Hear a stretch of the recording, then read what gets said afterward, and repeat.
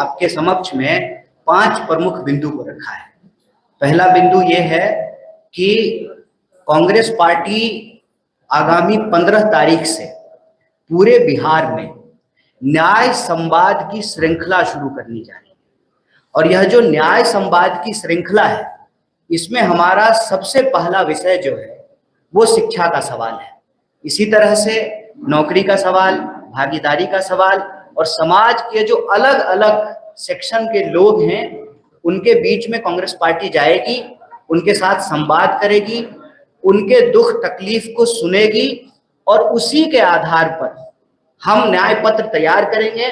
और उस न्याय पत्र के आधार पर आने वाले दिनों में चाहे चुनाव हो, हमारी सरकार बने या किसी और की भी सरकार बने, उन न्याय को लागू करने के लिए कांग्रेस पार्टी प्रतिबद्ध है।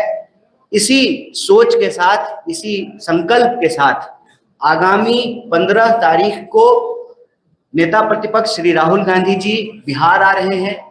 दरभंगा में वो छात्रों से संवाद करेंगे और जब वो दरभंगा में छात्रों से संवाद कर रहे होंगे, ठीक उसी वक्त बिहार के अलग अलग जगहों पर 60 से ज्यादा जगहों पर कांग्रेस पार्टी के देश स्तर के नेता बिहार आ रहे हैं, जिसमें हम विभिन्न हॉस्टलों में जाएंगे। SC ST हॉस्टल में जाएंगे, EBC हॉस्टल में जाएंगे, महिला छात्रावासों में जाएंगे, अल्पसंख्यक छात्रावास में जाएंगे। साथ ही साथ जहां पर हॉस्टल नहीं है वहां पर टाउन हॉल के अंदर विद्यार्थियों को इकट्ठा करके बिहार के अंदर जो शिक्षा की हालत है उस पर चर्चा करेंगे, संवाद करेंगे। और उसी कड़ी में यह प्रेस वार्ता की गई है और इस प्रेस वार्ता के माध्यम से 5 प्रमुख विषय को हमारे ये मौजूद साथियों ने उठाया है। पहला विषय ये है कि लगातार मांग के बाद जो मौजूदा NDA की सरकार है वह इस बात के लिए स्वीकार की कि आगामी समय में जाति जनगणना की जाएगी। सवाल यह है कि जाति जनगणना की मांग हम लोग क्यों कर रहे हैं? सामाजिक न्याय की धरती है बिहार। जाति जनगणना की मांग हम इसलिए कर रहे हैं कि कई दशकों तक सामाजिक न्याय की नीतियों को लागू करने के बावजूद, आरक्षण की नीति को लागू करने के बावजूद आज भी आंकड़े ये कहते हैं कि समाज के अंतिम पायदान का जो व्यक्ति है आज भी उसको न्याय नहीं प्राप्त हो रहा है, जिसके बारे में डिटेल से इन साथियों ने आपके बीच में अपनी बात रखी। तो जो जाति जनगणना है, उस जाति जनगणना का अगला कदम यह है कि यह जो 50% की सीमा है, इस सीमा को समाप्त कर दिया जाए। और ये हम संविधान के तहत कह रहे हैं। संविधान के अनुच्छेद 15(5) में यह प्रावधान किया गया है कि निजी क्षेत्रों में भी भागीदारी और आरक्षण को सुनिश्चित किया जाए। तो पहला मांग ये है कि जाति जनगणना हो और जाति जनगणना वैज्ञानिक तरीके से हो, लिपापोती नहीं हो, और सही आंकड़ों के आधार पर 50% की सीमा को समाप्त किया जाए और निजी क्षेत्रों में भी आरक्षण को, भागीदारी को सुनिश्चित किया जाए। दूसरा सवाल यह है कि बिहार में अगर आप शिक्षा व्यवस्था को देखेंगे, शिक्षा की हालत यह है कि 3 साल की डिग्री 3 साल में नहीं मिलती है।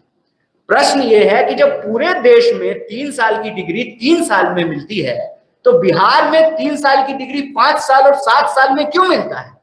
वो बिहार जहां पर नालंदा विश्वविद्यालय रहा, वो बिहार जहां पर विक्रमशिला विश्वविद्यालय रहा, वो बिहार जहां पर आजादी से पहले पटना विश्वविद्यालय की स्थापना हुई, जिसको ज्ञान और मोक्ष की भूमि कही जाती है। आप बिहार में किसी भी धर्म का इतिहास उठा करके देख लीजिए, उसका इतिहास बिहार से जुड़ा हुआ है। देश का इतिहास बिहार के इतिहास के बिना पूरा नहीं होता है। उसी तरह से बिहार की प्रगति के बिना देश की प्रगति संभव नहीं है। ऐसे में बिहार की प्रगति के लिए, देश की प्रगति के लिए यहाँ की शिक्षा व्यवस्था को बेहतर करना जरूरी है। 3 साल की डिग्री 3 साल में मिले, ये एक बात है। इसके तहत जो मुख्य सवाल ये है कि जहां शिक्षक नहीं है वहां शिक्षक हो, इंफ्रास्ट्रक्चर को बेहतर किया जाए।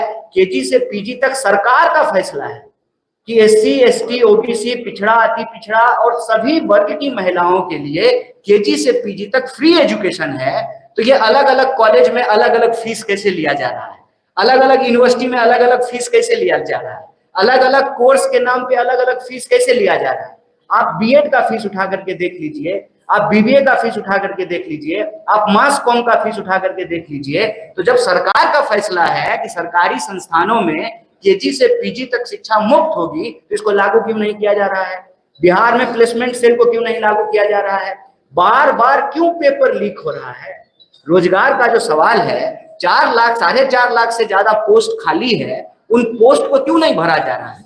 और कोई परीक्षा, चाहे बीपीएससी की हो, टियर 3 की परीक्षा हो, किसी भी डिपार्टमेंट की परीक्षा हो, उनको जो है नौकरी नहीं मिल रही है और रोजगार देने के बजाय बिहार सरकार लोगों को कर्जदार बना रही है। आप ये देखिए कि 2000 करोड़ से ज्यादा रुपया जो है बिहार के विद्यार्थियों के ऊपर कर्ज है। नौकरी मिलने से पहले, मतलब रोजगार मिलने से पहले एक विद्यार्थी जो है वो कर्जदार बन जा रहा है। तो सरकार से हमारी यही मांग है कि साहब, यह जो डबल इंजन की सरकार है, यह डबल इंजन जो है ना पूरा गुजरात की तरफ घुमा हुआ है। रोजगारों उधरे जा रहा है, नौकरियों उधरे जाएगा, बुलेट ट्रेन भी वहीं बनेगा, सारा डेवलपमेंट वहीं होगा। तो ये डबल इंजन जो है वो बिहार की तरफ क्यों नहीं घूम रहा है, जो रोजगार लेकर के आए? सरकार से यही मांग है कि लाठी नहीं नौकरी दो। और एक बहुत महत्वपूर्ण विषय जो यहाँ साथी ने उठाया कि एससी एसटी सब प्लान का पैसा आप किसी दूसरे चीज पे कैसे खर्च कर सकते हैं? आप जब भी सरकार के किसी नुमाइंदे से पूछेंगे कि यह जो मौजूदा डबल इंजन की सरकार है इसने क्या किया है, तो मुंह छूटते ही सबसे पहले वो कहेंगे हमने पुल बनाया, हमने सड़कें बनाई है। आप पुल बनाए हैं, सड़कें बनाए हैं, हालांकि ये अलग बात है कि यहाँ पे जो है पुल चोरी भी हो जा रहा है। जहां नदी नहीं है वहां भी खेत में पुल बन जा रहा है। सवाल यह है कि आप एससी एसटी सब प्लान का पैसा दूसरे मद में, दूसरे हेड में कैसे खर्च कर सकते हैं? यह सीधे तौर पर यह दलित विरोधी कार्रवाई है। तो यह 5 विषय को लेकर के, एक भागीदारी के सवाल को लेकर के, नौकरी के सवाल को लेकर के, शिक्षा के सवाल को लेकर के कांग्रेस पार्टी बिहार के हर जगह जाकर के हर वर्ग के विद्यार्थियों से बात करेगी, चाहे बिहार के गरीब हो, दलित हो, पिछड़े हो, आदिवासी हो, अति पिछड़े हो, महिला हो, किसान हो, मजदूर हो, हर वर्ग के विद्यार्थियों से, नौजवानों से हम बात करेंगे। और हमारा संकल्प ये है कि बिहार की शक्ति से ही देश की प्रगति होगी। और इसीलिए यह न्याय संवाद की श्रृंखला आगामी 15 तारीख से शुरू हो रही है, जो लगातार चलेगी। और 15 तारीख को नेता प्रतिपक्ष दरभंगा में छात्रों से संवाद करेंगे और उसी वक्त बिहार के अलग अलग जगहों में, 60 से ज्यादा जगहों में कांग्रेस पार्टी का कोई ना कोई नेता या कार्यकर्ता छात्रों की आवाज को सुनेगा और उनके संघर्ष में हम कंधे से कंधे मिला करके चलेंगे। इसी महत्वपूर्ण सूचना के लिए यह महत्वपूर्ण प्रेस वार्ता बुलाई गई। आप तमाम मीडिया के साथी यहाँ उपस्थित हुए, इसके लिए हम पार्टी की तरफ से आपका बहुत बहुत धन्यवाद करते हैं। भारतीय राष्ट्रीय कांग्रेस यह उम्मीद करता है कि बिहार को बदलने की जो हमारी कोशिश है, इस कोशिश में मीडिया बंधु भी हमारा साथ देंगे। आपके अगर कुछ प्रश्न हैं इस विषय से जुड़े हुए तो आप पूछेंगे, हम यथासंभव उसका आंसर देने की कोशिश करेंगे। बहुत बहुत धन्यवाद।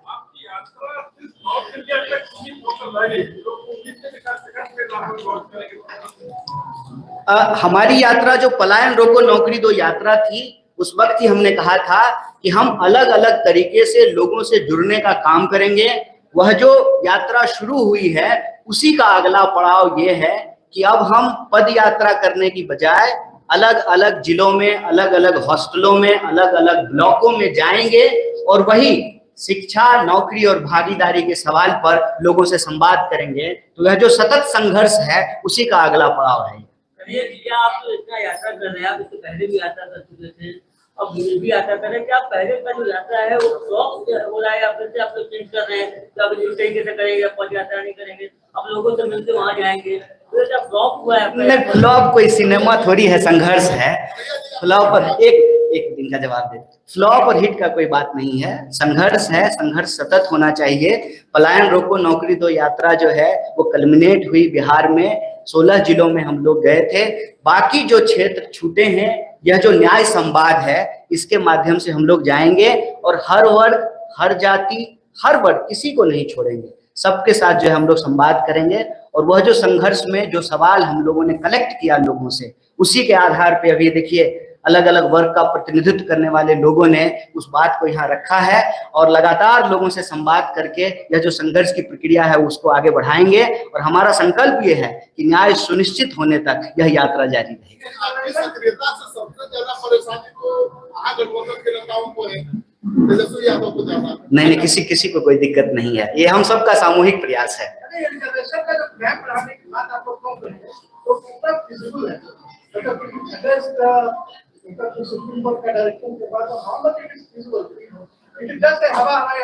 नहीं, सुप्रीम देखिए मैं अब आपको सरकार की भाषा कहता हूं।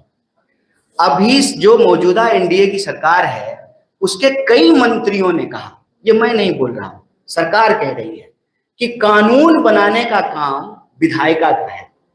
कानून सही तरीके से लागू हो रहा है कि नहीं लागू हो रहा है उसको देखने का काम न्यायपालिका का है और ग्राउंड पे उसको लागू करने का काम कार्यपालिका का है।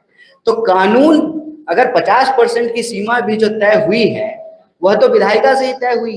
जब आंकड़े आ जाएंगे और आंकड़े यह बता रहे हैं कि जो भागीदारी का सवाल है वो भागीदारी आज भी समाज के अंतिम व्यक्ति तक नहीं पहुंचा है। मैं आपको एक सिंपल उदाहरण देता हूं कि जो नियम बनाए गए हैं हम उससे इतर कोई बात नहीं कर रहे हैं। संविधान संशोधन के तहत जब यूपीए की सरकार थी, आर्टिकल 15(5) में आप निकाल करके देख सकते हैं, मैं अभी ले आता संविधान तो यही खोल के दिखा देता कि 15(5) में यह साफ साफ लिखा हुआ है निजी क्षेत्रों में भी आरक्षण का प्रावधान किया गया है। तो जब संविधान कहता है तो अब न्यायपालिका उसको कैसे रोक सकती है? बिल्कुल बना सकती है और सरकार बनाएगी। सरकार जैसे जाति जनगणना करने के लिए तैयार हुई है वैसे ही सरकार को कानून भी बनाना पड़ेगा। ये बताइए, आप सभी वर्ग की बात कर रहे हैं, जनरल में भी बहुत सारे लोग जो है वो गरीब है ना, 10% आरक्षण उनके लिए भी है। बढ़ाने की मांग करेंगे क्या 10% हो जाएगा? आप एक बार डेटा तो आ जाए, डेटा आ जाएगा तो बिल्कुल जनसंख्या के अनुपात में जो है उनका भी प्रतिनिधित्व हो, उसमें कोई अंतर्विरोध थोड़ी है। देखिए, किसी के लिए न्याय मांगना किसी के लिए अन्याय नहीं है। समाज में अगर बराबरी होगी ना उसका लाभ जो है हर किसी को मिलेगा। समाज में अगर बराबरी होगी लिंग के आधार पर तो जो है उसमें हमारी माता जी को भी जो है न्याय मिलेगा और बाकी जो है लोगों को भी न्याय मिलेगा। एक के लिए न्याय दूसरे के लिए अन्याय नहीं है और हमारी कोशिश प्रतिनिधित्व और भागीदारी का है। हम एक समुदाय के लिए मांग रहे हैं तो दूसरे समुदाय का विरोध नहीं कर रहे। हम चाहते हैं कि वैज्ञानिक तरीके से डेटा आए और सबको जो है बराबर का प्रतिनिधित्व मिले।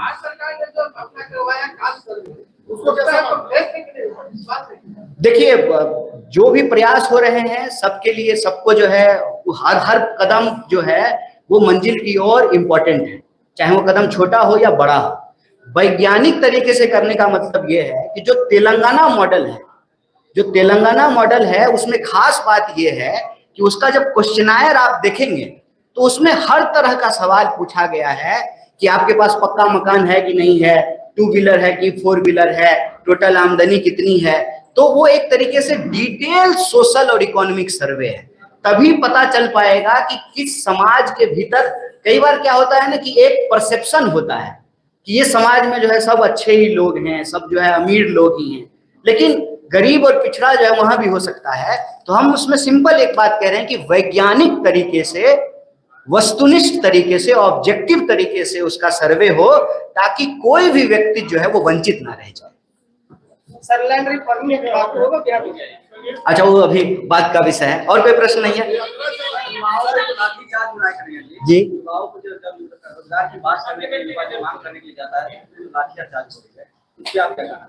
देखिए, मेरा तो यही अपील है बिहार के नौजवानों से कि जिस सरकार को वोट दे करके आप कुर्सी पे बिठाते हैं वो सरकार कुर्सी पे बैठ करके आपके ऊपर डंडा मारने का आदेश देती है तो लाठी का बदला वोट से लीजिए। लाठी का चोट जो आपके ऊपर लगा है उसका बदला आप वोट से लीजिए। इसीलिए यहाँ पे हमने स्पष्ट तरीके से, हमारे साथी ने कहा कि हम रोजगार मांग रहे हैं, हमको कर्जदार मत बनाइए, और हम आपसे नौकरी मांग रहे हैं तो आप हमको लाठी मत दीजिए, लाठी नहीं नौकरी। इसका कोई जो है अभी कल्मिनेशन डेट फिक्स नहीं है। ये संवाद की यात्रा अभी चलेगी। ये न्याय संवाद की श्रृंखला है जिसके तहत अभी हम शिक्षा न्याय संवाद शुरू किए हैं। इसी तरह से अलग अलग विषयों पे जो है यह न्याय संवाद का कार्यक्रम चलता है। सर एक सवाल, शिक्षक भर्ती निकलता है, आधा से ज्यादा सीट खाली रह जाता है, हम लोग सप्लीमेंट्री की मांग कर रहे हैं, क्यों नहीं सुने? तो सुनाना पड़ेगा सरकार को, उसी में यह प्रयास है। आपसे निवेदन है कि आप भी जो है इस संवाद यात्रा में शामिल होंगे। बहुत धन्यवाद।